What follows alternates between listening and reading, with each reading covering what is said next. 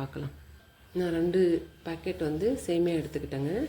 இதை ஒரு பெரிய அகலமான பவுலில் வந்து நான் வச்சுக்கிட்டேன். ஓகேவா? தண்ணி தெளிச்சிட்டேன். இதை வந்து நான் அப்படியே வந்து ஒரு துணி போட்டு மூடி வைக்க போகிறேன். அதாவது ஈர துணியை நனைச்சி நல்லா புழிஞ்சிட்டு அது மேலே போட்டு வைக்க போகிறேங்க. வாங்க பார்க்கலாம். இங்கே பாருங்கள், இந்த மாதிரி ஒரு துணியை போட்டு நல்லா மூடி வச்சிடணுங்க. அது ஒரு 10 மினிட்ஸ் ஆகணுங்க. 15 மினிட்ஸ்க்கு ஆயிடுச்சுங்க. இங்கே பாருங்கள், நல்லா ஈரப்பதமாக இருக்குது. இதுக்கப்புறம் நம்ம என்ன பண்ணணும், ஒரு இட்லி பானையில் போட்டு நல்லா ஆவி காட்டணும் ஒரு 10 மினிட்ஸ். வாங்க, இந்த மாதிரி இட்லி பானையில் வச்சு ஆவி காட்டி எடுத்துக்கணும்.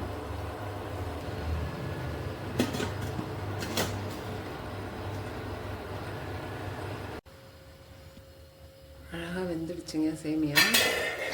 இதுக்கப்புறம் நம்ம இது கூட தேங்காய் பூ, ஏலக்காய், வெல்லம் போட்டு மிக்ஸ் பண்ணி சாப்பிட வேண்டியதுதான். வாங்க, இது கூட கொஞ்சம் ஏலக்காய் ஆட் பண்ணிக்கிறேன். தேங்காய் பூ துருவி வச்சுருக்கேன், அதை ஆட் பண்ணிக்கிறேன். நாட்டு சக்கரை வந்து தேவையில்லாத அளவு ஆட் பண்ணிக்கலாம். அவங்கவுங்களுக்கு தகுந்த மாதிரி ஆட் பண்ணிக்கலாம். ஸ்வீட்டு அவங்களுக்கு எப்படி டேஸ்ட் பிடிக்குதோ அந்த மாதிரி ஆட் பண்ணிக்கலாம். ஸ்வீட் சேமியா ரெடி ஆகிடுச்சு. இதை நம்ம ஆவியில் மட்டுமே தான் செஞ்சுருக்கோம். இதில் நம்ம எண்ணெய்லாம் ஆட் பண்ணலை.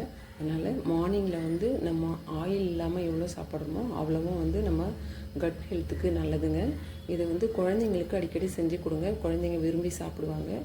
இந்த வீடியோ பிடிச்சிருந்ததுன்னா லைக் பண்ணுங்கள், ஷேர் பண்ணுங்கள். மெயினாக நீங்கள் செஞ்சுட்டு எப்படி இருக்குன்னு கமெண்ட் பண்ணுங்கள். See you next video.